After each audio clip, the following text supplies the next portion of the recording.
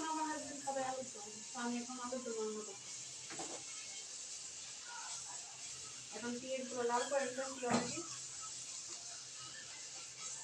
কিন্তু পেঁয়াজগুলো লাল করে নিতেছি। আর কি করবো, যেহেতু হাজবেন্ড আবদার করেছে রান্না করে তো খাওয়াতে হবেই, করার নাই। এখন সব মশলা দিয়ে দিচ্ছে অলরেডি, তো পেঁয়াজগুলো কষে যাবে।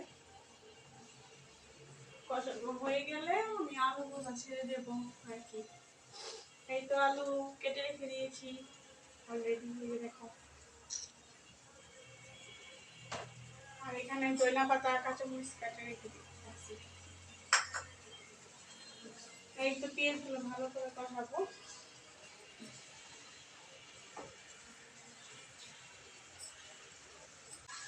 আলুগুলো ছেড়ে দিচ্ছি অলরেডি, এই তো ভালো করে কষাবো এখন আলুগুলো। এই যাও, এগুলো খাও না বেবি, এখানে বসো, চুপ করে বসো এখানে। আলুগুলো ভালো করে কষায় কিন্তু এখন কষানো হয়ে গেলে তারপর পানি দেবে একটু।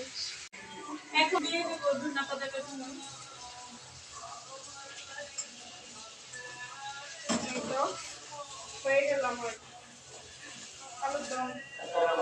আমাদের এখানে হচ্ছে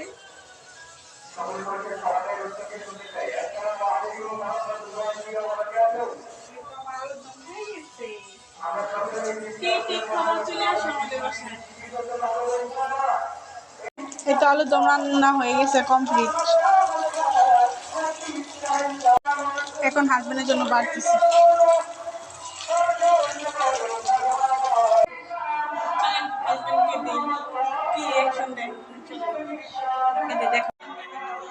আমার হাজবেন্ড রিয়াকশন দিব খায়া। খাও, কেমন হয়েছে বলবা। খাও, কেমন হয়েছে জান।